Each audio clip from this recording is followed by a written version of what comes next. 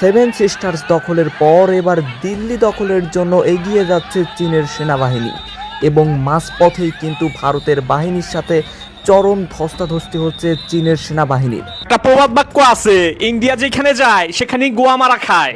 এবার কি হয়েছে, বৃহৎ একটি ভূখণ্ড চীনের যে সেনাবাহিনী আছে তারা দখল করে নিয়েছে এবং তারা ক্রমান্বয়ে ভারতের দিকে, ভারতের ভূখণ্ডের দিকে আরো বেশি অগ্রসর হচ্ছে।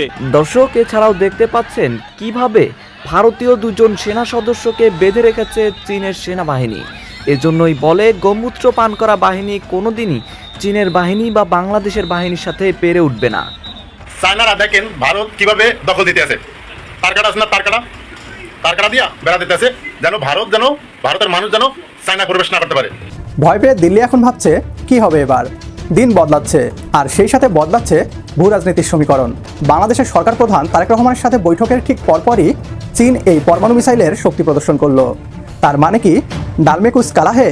ভারতে বাংলাদেশ আর্মির 3 জেনারেলের গোপন মিশন যেভাবে হেরে গেল দিল্লি। শেখ হাসিনার ফাঁসি হবে না, শেখ হাসিনাকে বাংলাদেশের জনগণের হাতে তুলে দিতে হবে এবং শেখ হাসিনাকে বাংলাদেশের মানুষ জ্বলন্ত পুড়িয়ে ফেলবে। বাংলাদেশের মানুষ শেখ হাসিনা নামের কুলাঙ্গারকে জ্বলন্ত চিতায় পুড়িয়ে শ্মশানে শেষকৃত্য অনুষ্ঠান করবে। শেখ হাসিনা ছিল রাক্ষসী, শেখ হাসিনা ছিল মানুষ খেকু, সেই হায়না। আজ ইরান বলেছে যে ভারতের মাঝে রয়ে গিয়েছে ইসরায়েলের ড্রোন বানানোর কারখানা। ভারত যদি ইসরায়েলকে সাহায্য করা বন্ধ না করে, ইরানের পরবর্তী মিসাইলের টার্গেট হবে ভারত। আসসালামু আলাইকুম দর্শক, বর্তমান সময়ের রাজনৈতিক পরিস্থিতি বা প্রেক্ষাপটকে বিশ্লেষণ করে আপনাদের সামনে বেশ কিছু গুরুত্বপূর্ণ ভিডিও ফুটেজ নিয়ে হাজির হয়েছি। এমনকি দর্শক, আমি আশা করছি আপনারা সেটা ভিডিও শুরুটা দেখেই বুঝতে পেরেছেন।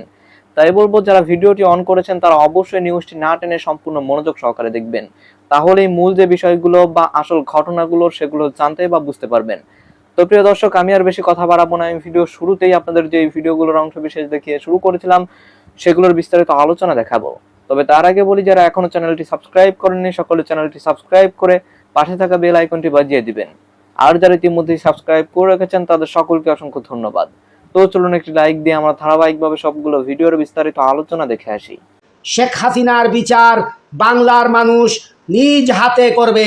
শেখ হাসিনার ফাঁসি হবে না, শেখ হাসিনাকে বাংলাদেশের জনগণের হাতে তুলে দিতে হবে এবং শেখ হাসিনাকে বাংলাদেশের মানুষ জ্বলন্ত পুড়িয়ে ফেলবে। বাংলাদেশের মানুষ শেখ হাসিনা নামের কুলাঙ্গারকে জ্বলন্ত চিতায় পুড়িয়ে শ্মশানে শেষকৃত্য অনুষ্ঠান করবে। কারণ এটা আমার দাবি না, এটা আওয়ামী লীগেরও দাবি। এটা আমার দাবি না, এটা বাংলাদেশের 20 কোটি মানুষের দাবি না, এটা বাংলাদেশ আওয়ামী লীগের প্রাণের দাবি। শেখ হাসিনাকে যেন ফাঁসি না দিয়ে জনগণের হাতে ছেড়ে দেওয়া হয় এবং জনগণ নিজ দায়িত্বে আমানত মনে করে, নিজের দায়িত্ব মনে করে, ইবাদত মনে করে নিজ হাতে কর্ম সাধন করবে। শেখ হাসিনাকে জ্বলন্ত পুড়িয়ে শ্মশানে শেষকৃত্য অনুষ্ঠান করা হবে।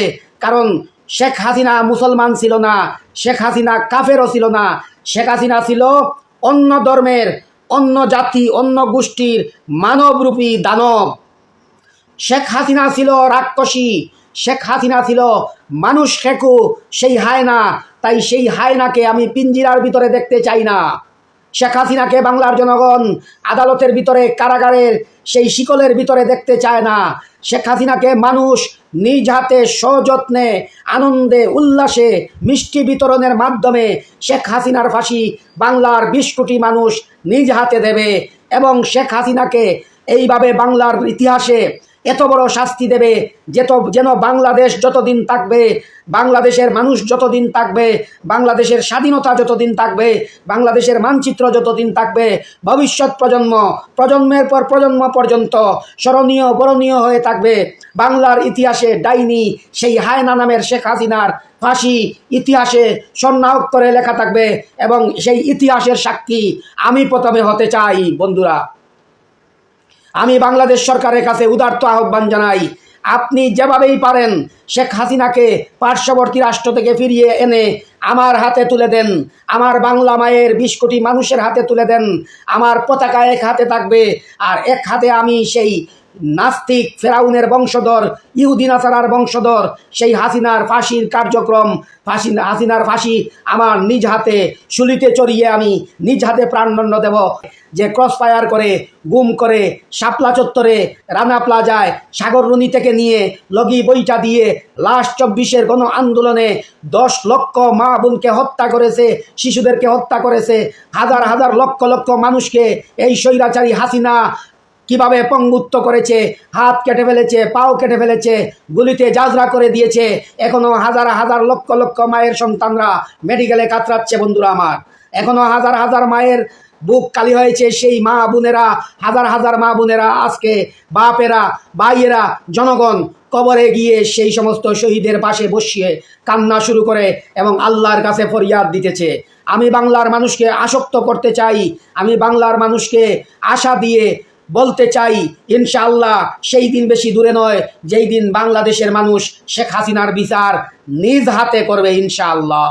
পরমাণু মিসাইল আর সাবমেরিনের হুঙ্কার, ভয় পেয়ে দিল্লি এখন ভাবছে কি হবে এবার। দিন বদলাচ্ছে আর সেই সাথে বদলাচ্ছে ভূ রাজনীতির সমীকরণ।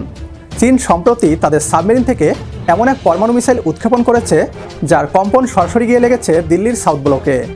আর পশ্চিমবাংলার মিডিয়া বলছে বাংলাদেশের সরকার প্রধান তারেক রহমানের সাথে বৈঠকের ঠিক পরপরই চীন এই পরমাণু মিসাইলের শক্তি প্রদর্শন করলো। তার মানে কি ডালমেকুস কালাহে? আসল খেলাটা বুঝতে হলে পেছনে ফেরা যাক। 2017 সালে দুটি অত্যাধুনিক চীনা সাবমেরিন বাংলাদেশের নৌবহরে যুক্ত হয়। আর তাই ভারতের কপালে চিন্তার ভাঁজ। ভারত স্পষ্ট বুঝতে পারছে বাংলাদেশ আর আগের মতো তাদের দাদাগিরি মুখ বুঝে সহ্য করার পাত্র নয়। নিজেদের সার্বভৌমত্ব আর সামরিক শক্তি রক্ষায় বাংলাদেশ এখন চীনের সাথে কৌশলগত অংশীদারিত্বে দুর্দান্ত গতিতে এগিয়ে যাচ্ছে। দুই দেশের এই সামরিক সমীকরণে পশ্চিমবাংলার মিডিয়া বলছে ভারত এখন মহাবিপদে। আর কি বলছে তারা, আসুন তা দেখি। চীনের সমুদ্রের তলা থেকে এমন এক মিসাইল উৎক্ষেপণ যা ঘিরে মুহূর্তের মধ্যে কাঁপতে শুরু করেছে গোটা ইন্দো প্যাসিফিক। বেজিং বলছে এটা ছিল একটা রুটিন সামরিক পরীক্ষা, কোনো নির্দিষ্ট দেশকে লক্ষ্য করে এই মিসাইল পরীক্ষা করা হয়নি। কিন্তু প্রশ্ন উঠছে, যদি সবই স্বাভাবিক হয় তাহলে কেন একের পর এক দেশ উদ্বেগ প্রকাশ করছে?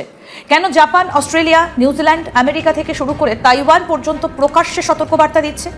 আর সব থেকে বড় প্রশ্ন, বাংলাদেশের নতুন প্রধানমন্ত্রী তারেক রহমানের বেজিং সফরের মাত্র কয়েকদিনের মধ্যে এই শক্তি প্রদর্শনের বার্তা কি নিছক কাকতালীয়, নাকি এর পেছনে রয়েছে আরো বড় ভূ রাজনৈতিক সমীকরণ? সোমবার 6 জুলাই বিশ্বের নজর ছিল প্রশান্ত মহাসাগরের দিকে। চীনের সরকারি সংবাদ সংস্থা সিনহুয়ার দাবি, পিপলস লিবারেশন আর্মি নেভির একটা পারমাণবিক শক্তিচালিত সাবমেরিন থেকে দূরপাল্লার পারমাণবিক অস্ত্র বহনে সক্ষম একটা ব্যালিস্টিক মিসাইল উৎক্ষেপণ করা হয়েছে। এই পরিস্থিতিতেই সামনে আসে বাংলাদেশের প্রসঙ্গ। মাত্র কয়েকদিন আগে 26শে জুন বেইজিংয়ে চীনের প্রেসিডেন্ট শি জিনপিং এর সঙ্গে বৈঠক করেন বাংলাদেশের নতুন প্রধানমন্ত্রী তারেক রহমান। সেটাই ছিল দায়িত্ব নেবার পর তার প্রথম বিদেশ সফর। সেই বৈঠকে দুই দেশ তাদের সম্পর্ককে আরও উচ্চ স্তরে উন্নীত করার ঘোষণা করে। দুই পক্ষ নতুন যুগের অভিন্ন ভবিষ্যতের চীন বাংলাদেশ অংশীদারিত্ব গড়ে তোলার প্রতিশ্রুতি দেয়। অর্থনৈতিক সহযোগিতা, অবকাঠামো, বিনিয়োগ এবং উন্নয়নের নতুন রূপরেখা নিয়েও আলোচনা হয়েছে। ঠিক এই সফরের পরপরই চীনের এই বড় সামরিক শক্তি প্রদর্শন আন্তর্জাতিক কূটনৈতিক মহলে নতুন আলোচনা তৈরি করেছে। যদিও দুই ঘটনার মধ্যে সরাসরি কোনো সরকারি যোগসূত্রে প্রমাণ নেই, তবুও সময়ের মিলকে ঘিরে নানা বিশ্লেষণ শুরু হয়েছে। চীনের হাতে বর্তমানে একাধিক ব্যালিস্টিক মিসাইলবাহী সাবমেরিন রয়েছে। এই সাবমেরিনগুলো দীর্ঘ সময় সমুদ্রের গভীরে থেকে নজরের বাইরে কাজ করতে পারে। শত্রুপক্ষের পক্ষে এগুলিকে শনাক্ত করা অত্যন্ত কঠিন, ফলে এগুলো পারমাণবিক প্রতিরোধ কৌশলের সবথেকে গুরুত্বপূর্ণ অংশ। এই পরীক্ষার মাধ্যমে চীন কার্যত আরও একবার জানিয়ে দিল তারা পূর্ণাঙ্গ পারমাণবিক ত্রিমাত্রিক শক্তিধর দেশ, অর্থাৎ স্থলভাগ, আকাশ এবং সমুদ্র, তিনটে মাধ্যম থেকেই পারমাণবিক হামলা চালানোর সক্ষমতা তাদের রয়েছে। চীনের এই পরীক্ষার খবর প্রকাশ্যে আসতেই ইন্দো প্যাসিফিক অঞ্চলে শুরু হয়েছে কূটনৈতিক তৎপরতা। কারণ শুধু একটা মিসাইল উৎক্ষেপণ নয়, এটা ছিল সাবমেরিন থেকে উৎক্ষেপণযোগ্য পারমাণবিক সক্ষম ব্যালিস্টিক মিসাইল পরীক্ষা। সামরিক কৌশলের ভাষায় যাকে বলা হয় SLBM বা সাবমেরিন লঞ্চড ব্যালিস্টিক মিসাইল। এই ধরনের অস্ত্র বিশ্বের সবথেকে ভয়ঙ্কর প্রতিরোধ ক্ষমতার প্রতীক। কারণ যুদ্ধ শুরু হয়ে গেলেও, স্থলভাগের ঘাঁটি ধ্বংস হয়ে গেলেও সমুদ্রের গভীরে লুকিয়ে থাকা পারমাণবিক সাবমেরিন থেকে পাল্টা হামলা চালানো সম্ভব। এই পরীক্ষা কার্যত প্রমাণ করছে চীন শুধু স্থলভাগ বা আকাশ নয়, সমুদ্র থেকেও দূরপাল্লার পারমাণবিক হামলা চালানোর সক্ষমতা আরও শক্তিশালী করছে। কূটনীতির টেবিলে কিংবা সাগরের বুকে বাংলাদেশ এখন আর দাবার গুটি নয়। বাংলাদেশ নিজেই এখন বড় প্লেয়ার। বাংলাদেশ নিজের পায়ে দাঁড়িয়ে সামরিক শক্তির যে ভারসাম্য তৈরি করেছে, তাতে ভারতের তথাকথিত দাদাগিরি এখন খাদের কিনারায়। প্রিয় দর্শক, যদি আপনিও মনে করেন চীনের এই মিসাইল পরীক্ষা আর বাংলাদেশের এই সামরিক উত্থান ভারতের একচ্ছত্র আধিপত্যের অবসান ঘটাবে, তাহলে কমেন্ট বক্সে ইয়েস লিখে জানিয়ে দিন আমাদের। কর্নেল অলি আহমেদ সাহেব উনি এমন একটা কথা বলছে যে কথাটা নিয়ে চিন্তা করতে হবে। হ্যাঁ, আমার তো মনই খারাপ হয়ে গেছে। উনি আর্মির লোক, তাই না? ওনার চারিদিকেই যোগাযোগ আছে, নিশ্চয়ই উনি কোনো কিছু খবর পাইছে, নাহলে এই কথাটা কেন বলবে যে আপনি মানে ঢাকার বাইরে কোথাও রাত্রি যাপন করবেন না? কাকে বলতেছে? আমাদের মাননীয় প্রধানমন্ত্রীকে। মাননীয় প্রধানমন্ত্রীকে উনি শহীদ প্রেসিডেন্ট জিয়াউর রহমানের ছেলে, আর শহীদ প্রেসিডেন্ট জিয়াউর রহমানের খুব কাছের 2-4 জন মানুষ যদি থাকে, এই কর্নেল অলি আহমেদ সাহেব একজন। এই বিএনপি ওনাদের হাতেই গড়া, আর উনি বলতেছে, কি বলতেছে দেখেন, ওনার মুখেই শুনেন। আপনাকে আমি এটাও পরামর্শ দিয়েছি, ঢাকার বাইরে আপনি রাত্রি যাপন করবেন না, কারণ চারিদিকে আপনি শত্রু দ্বারা পরিবেষ্টিত। আমি কিন্তু শহীদ রাষ্ট্রপতি জিয়াউর রহমানকে বলে আসছিলাম, বঙ্গভবনে গিয়ে বলে আসছিলাম আপনাকে গুলি করে মারা হবে। চিন্তা করেন, ওই একই কথা ওনার ছেলের দিকে ইঙ্গিত করতেছে। বঙ্গভবনে যায় শহীদ প্রেসিডেন্ট জিয়াউর রহমানকে বলছে, উনি নিজে বলতেছে কিন্তু, যে আপনি বাইরে টাইরে রাত্রি যাপন করবেন না, আপনাকে গুলি করা হবে। ওই একই কথা, একই সাবধানতা। নিশ্চয়ই উনি তারেক রহমান সাহেবের মঙ্গল চান বলে এই কথাগুলো বলতেছে। আর উনি কি ইঙ্গিত করতেছে, এটা আপনার ভাবনার ব্যাপার। কিন্তু উনি কি ইঙ্গিত করতেছে, উনি বলতে চাচ্ছে 2018 সালে যে নির্বাচনটা হয়েছিল আওয়ামী লীগের, সেই আওয়ামী লীগের নির্বাচনের সময় আওয়ামী লীগ থেকে মানে শেখ হাসিনা থেকে কারা কারা টাকা খাইছে, আপনার বিএনপির ভিতরে ওই লোকগুলা আছে, তারা যে টাকা খাইছে ওই সময়, তারাই কিন্তু বেইমানি করছে আপনার সঙ্গে। এরকম কথা দেখেন, ওনার মুখেই শুনেন। 2018 সালের নির্বাচনে হাসিনার কাছ থেকে টাকা নিয়েছে, তারা আপনার দলের লোক। আপনি যদি জানতে চান আমার সাথে কথা বলেন, আমি বলে দেবো কে কত কোটি টাকা নিয়েছে, কোন বাসা থেকে নিয়েছে। 11 দল আপনার চিন্তা করেন, উনি কিন্তু আরো বলতেছেন যে 11 দল আপনার শত্রু না। তার মানে শত্রুকে 11 দল আপনার শত্রু না, তারা মুখের উপরে সমালোচনা করবে আপনার, কিন্তু আপনার ক্ষতি চাইবে না কোনোদিন। তার মানে কি বুঝাইলো, যে আপনার দলের ভিতরেই কিন্তু সেই শত্রু। 11 দলের কথা কি বলে ওনার মুখে শুনেন। শত্রু না, 11 দল আপনার বন্ধু, যার কারণে প্রকাশ্যে আপনাকে পরামর্শ দিচ্ছে, না হলে আপনি ক্ষতিগ্রস্ত হবেন। এটা রেকর্ডে থেকে গেল আমার কথাগুলি, রেকর্ডে থেকে গেল কথাগুলো। হ্যাঁ, আজকাল যে যে কথা বলবে সেটা রেকর্ডে থেকে যাবে। যে আমি কথা বলতেছি এটাও রেকর্ডে থেকে যাবে। এই যে সংসদের ভিতরে সরাসরি যে বললো আমরা জাস্ট নির্বাচনের জন্য মাইনা নিছি গণভোট, নাইলে গণভোট আমরা মাইনা নেই, ওইটাও কিন্তু রেকর্ডের মধ্যে রয়ে গেল। এই সংসদে যে যা কথা বলে সব রেকর্ডে থাকা যায়, ওগুলো আর্কাইভে গেলে 20 বছর পর 25 বছর পর গেলেও খুঁজে পাবেন। সব কথাই রয়ে গেল। তো ওই কথাটা তো রয়ে গেল। কোন কথা? যে কথার মধ্যে লুকে আছে জাতির সাথে প্রতারণা, অন্তহীন প্রতারণা। একটা কথা শুনছিলাম না, যে অন্তহীন প্রতারণা। এইটাই হলো অন্তহীন প্রতারণা। এই সংসদে, মহান সংসদে দাঁড়ায় বলতেছে আমরা তাড়াতাড়ি নির্বাচনটার জন্যই ওই হ্যাঁ ভোটের পক্ষে ছিলাম, কিন্তু মন থেকে ছিলাম না। মন থেকে কোথায় ছিল? ওই যে 50% ভোট যে পাইছে, ওই ক্ষমতা পাওয়ার, সেটাই মনের মধ্যে ছিল। আর ওই 70% মানুষ যে গণভোট দিছে সেটার কথা, ওইটা পুরাটাই প্রতারণা, পুরাটাই অভিনয়। কোথায় বলছে? সংসদে। ওইটাই রেকর্ড রয়ে গেল। ওই রেকর্ডটাই কিন্তু এখন সামনে উঠে আসতেছে। স্পিকারের দরকার হয় সংসদের ভিতরে কথা বলতে গেলে, কিন্তু বাইরে মাঠে কথা বললে তো স্পিকারের দরকার হয় না। এখন স্পিকার এখানে কে? স্পিকার ভাই আমরা, পাবলিক, জনগণ, আমরা রায় দিব। ভালো মন্দ কোনটা, এটা আমরা রায় দিব। আমরা ওই প্রতারণার কথা এখন তুলে আনবো। হ্যাঁ, সংসদে দাঁড়ায় যেহেতু বলছে, সাক্ষী প্রমাণ তো রয়েই গেছে, এইটা নিয়েই কথা বলতে হবে। কেন আপনারা প্রতারণা করলেন? কারণ কি ভাই? সরকার কি চায় যে এরা 11 দল রাস্তায় নেমে আন্দোলন করুক, প্রতিরোধ গইরা তুলুক, এবং চারিদিকে যেন দেখাইতে পারে সারা বিশ্বকে ওরা আন্দোলন করতেছে? সারা বিশ্বকে দেখাবে না অন্য কাউকে দেখাবার জন্য? এটা একরকম একটা চালাকিও হইতে পারে, যে ভাই আমি কথা দিয়েছিলাম তরে, আমি কিন্তু ওই সংশোধনী আনবো না, ওই সংবিধান চেঞ্জ করব না, ওই গণভোট মাইনা নিব না, আমি ওই সংস্কারের মধ্যে নাই, আমি আমার 31টা দাবি যে ওর মধ্যে অনেক কিছুর মধ্যেই তো আমি নাই, আমি তোমাদের সঙ্গে আছি, এরকম কোনো কথা দিছিল। এখন ওই কথা রাখতে গিয়া এমন কোনো নাটক সাজাচ্ছে। এই নাটকের মধ্যে দিয়ে কি বুঝাই দিতে চায়? দেখো আমরা তো কথা দিছিলাম, কথা রাখছি তোমাদের পক্ষেই, কিন্তু দেখো এখন ঢাকা শহরের কি অবস্থা, পুরো বাংলাদেশের কি অবস্থা, সবাই এই দাবি নিয়ে চলে আসছে। এবং দেখো এই আমার সংসদ ভবন চারিদিকে ঘেরাও করে ফেলছে, যার জন্য আমি মাইনা নিছি। এইটা বুঝাবার জন্যই কি রাস্তায় ঠেলে দেওয়া হইতেছে? যে ব্যাপারটা সংসদে মীমাংসা হওয়ার কথা ওই ব্যাপারটা এখন রাস্তায় চলে যাচ্ছে, আন্দোলনে চলে যাচ্ছে। সরকার কি চায়? হ্যাঁ, আন্দোলন হোক, আন্দোলন হইলে আমার মুখ রক্ষা হবে। আমি তো কথা দিয়ে আসছিলাম, তখন আমি বলতে পারবো দেখো কথা দিছি বন্ধু, কথা রাখতে পারি নাই কেন? দেশের জনগণ চায় না, জনগণ দেখো না আমার চেয়ার নিয়েই কারাকারি করতেছে, যার জন্য মাইনা নিছি। এরকম কিছু বুঝাইবার জন্য কি আজকের এই পরিবেশ তৈরি হয়েছে? নাইলে দেখেন স্বয়ং আমি মাননীয় প্রধানমন্ত্রীর চোখে পানি দেখছি যখন জুলাই যোদ্ধারা ওনার সামনে বসছিল, এক মা ওনার সাথে কথা বলতেছিল, ওনার ক্যান্সার, এক ছেলের ক্যান্সার, আমি ছলছল করতে দেখছি মাননীয় প্রধানমন্ত্রীর চোখ। এবং দেখেন ওনাদের ভিতরে অনেকেই কিন্তু এই জুলাইর সাথে আছে, বারবার বলে অক্ষরে অক্ষরে আমরা পালন করব। ওই অক্ষরে অক্ষরে পালন করব বলতে কি বোঝায় জানেন? জুলাই সনদের কথা, গণভোটের কথা না। গণভোটের কেন এত ভয়? ভয়টার কারণ আছে। ওই গণভোটটা মাইনা নেওয়ার সঙ্গে সঙ্গে এই যে 72-এর সংবিধানটা আছে না ভাই, ওই সংবিধানটা ফেলে দিতে হবে না, রদ বদল হবে, অনেক কিছুর পরিবর্তন হবে, সংশোধন হবে। আর ওই সংশোধনের ভিতর দিয়া নতুন বাংলাদেশ গড়ে উঠবে। আর ওই নতুন বাংলাদেশ মানে কি জানেন? ওদের আধিপত্য মুক্ত একটা বাংলাদেশ, ওদের কালো হাতের থাবা থেকে মুক্ত একটা বাংলাদেশ। ওই যে শেখ হাসিনা বলছিল না, আমি যা কিছু দিছি সারা জীবন ইয়াদ রাখবে, ওই ইয়াদগুলাকে বাতিল করার বাংলাদেশ। ওই ইয়াদের মধ্যে তো বাংলাদেশকে খায়া দেওয়ার কথা লেখা আছে, সবই তো দিয়ে দিছে। আমাদের সমুদ্র তল থেকে পাইপ লাগায়া সমস্ত তেল গ্যাস নিয়ে যাইতেছে, চোখে দেখতেছে, কেউ কিছু বলতেছে না, কোনো সংবাদপত্র লেখা হচ্ছিল না, লিখতে দিচ্ছিল না গত সরকার বলতে ডক্টর ইউনূসের সরকার না। ওহো, এর মধ্যে আমাদের ডাক্তার শফিকুর রহমান স্যার বলছে গত সরকার ষড়যন্ত্রের সাথে লিপ্ত ছিল। এই কথাটা দরকার ছিল বলার, হ্যাঁ এই কথাটা বলার দরকার ছিল। ডক্টর ইউনূস স্যারকে মুখ খুলতে হবে, এই জুলাই মাসে একবার হলেও আপনাকে সামনে আসতে হবে মিডিয়ার, আপনার কথা শুনতে চাই। আপনি যে স্বপ্নগুলো আমাদের দেখাইছিলেন সেই স্বপ্নগুলো কি ভাঙিয়ে গেল কোনো ষড়যন্ত্রের কারণে, নাকি অন্য কোনো কারণ লুকে আছে? এটা আমাদেরকে জানাইতে হবে। সালাউদ্দিন সাহেব অনেক সময় বলে আইনে এটা নাই, আইনে ওইটা আছে, সংবিধানে এটা নাই, সংবিধানে এইটা আছে, এইটা মাইনা এটা করতে হবে। এগুলা সব ভাই ভুয়া কথা, ভুয়া কথা। কারণ কি জানেন? এই যে ফেব্রুয়ারির 12 তারিখে যে নির্বাচন হয়েছে, এই নির্বাচন কোন শক্তির বলে হয়েছে, কোন আইনের বলে হয়েছে, কোথায় লেখা ছিল এটা দেখাইতে পারবেন? তার মানে আপনারা সবাই বৈশা সিদ্ধান্ত নিছেন। আপনারা সবাই বৈশা যদি সিদ্ধান্ত নেওয়ার পর ওইটা আইন হয়ে যেতে পারে, ওইটা নির্বাচন হইয়া দেশে একটা নতুন সরকার আসতে পারে, আর একই সঙ্গে ভোট দিলাম, ওই গণভোটের অধিকার কেন পাবো না?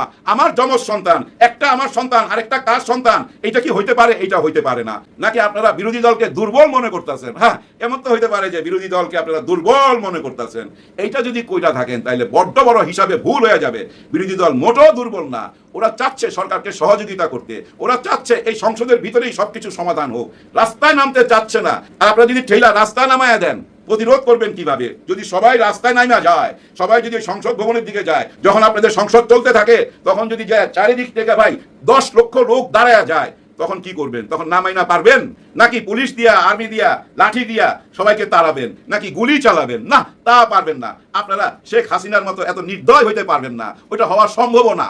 কারণ কি জানেন? প্রশাসনের উপরে আপনাদের অধিকারটা নাই, প্রশাসনকে আপনারা কন্ট্রোল করতে পারছেন না। গত 4 মাসে দেখা ফেলাইছি, বুঝা ফেলাইছি তো, পুরো প্রশাসন আপনাদের কন্ট্রোলে না। এটা আপনাদের দোষ না। কারণ কি জানেন? এটা ওই যে 16-17 বছরের যে রেজিমটা ছিল, পালায়া গেছে কত ভাগ? 10 ভাগ লোক তো পালাই নাই, 90 ভাগ লোক তো এই প্রশাসনের মধ্যে আছে, আপনাদের সঙ্গেই মিশা আছে। ওই যে 18 নির্বাচনে অলি আহমেদ সাহেব বললো যে 18 নির্বাচনে ক্যাশ টাকা নিছে, কোটি কোটি টাকা নিয়ে আপনার নিজের দলের সাথেই বেইমানি করছে আপনার লোক, আপনার ঘরের লোকই তো আপনার শত্রু। আপনার অরিজিনাল বন্ধুকে মাননীয় প্রধানমন্ত্রী আপনি একটু হিসাব মিলিয়ে নিয়েন। আপনার অরিজিনাল বন্ধু ছাত্র শিবির, এনসিপি এবং এই জামাতে ইসলাম সত্যিকারের বন্ধু। ওনারা যে সমালোচনা করে আপনাদের ভালোর জন্য করে। ওনাদের সঙ্গে মিলামিশা যদি দেশটা চালাতে পারেন তাহলে দেশটা সঠিক পথে যাবে। হয়তো আপনার মনের ভিতরে সেই ইচ্ছাটা আছে, কেন পারতেছেন না? নিশ্চয়ই আপনার দলের ভিতরে একটা অংশ আছে যে অংশটা এটা চায় না। কারা চায় না এটা তো আমরা সংসদের ভিতরেই বুঝছি, তাই না? ওই 71 সাল চাই নাই না, আবার যে কথাগুলো বলছে ওই পুরানা কাসুন্দি যারা ঘাটছে, ওরকম একটা দল তো আপনার ভিতরে আছে। ওই 71 নিয়ে আওয়ামী লীগের যে বয়ান, সেম বয়ান আপনার দলের ভিতরে অনেক মানুষ বুকে লালন করে, তারাই আপনার পথের বাধা। আপনি যে স্বপ্নটা দেখতেছেন, আপনি যেভাবে আগাইতে চাইতেছেন, আপনার বেতনের একটা অংশ 10 ভাগ টাকা আপনি দিয়েও দিতেছেন, 16 লাখ টাকা বেতন পাবেন, এর মধ্যে 11,500 টাকা দিয়ে দিচ্ছেন গরিব দুঃখী মানুষের জন্য, সবাইকে দিতে বলতেছেন। এই যে আপনার সুন্দর একটা চাওয়া, এই চাওয়াগুলো সব ধূলিসাৎ হয়ে যাবে। কেন? ওই গণভোটের কারণে। গণভোট না আসলে দেশ অশান্ত হয়ে উঠবে। গণভোট ছাড়া এই দেশের শান্তি আসতে পারে না, পারে না, পারে না। দর্শক, আমি আশা করছি আপনারা সকলে অত্যন্ত মনোযোগ সহকারে সবগুলো ভিডিও দেখেছেন। এমনকি দর্শক, যদি এই ভিডিওগুলো সম্পর্কে আপনাদের কোনো মতামত থেকে থাকে তাহলে তো অবশ্যই জানাবেন। নিউজটি শেষ করছি এখানেই, ফিরছি পরবর্তী নিউজে নতুন কোনো টপিকে। আল্লাহ হাফেজ।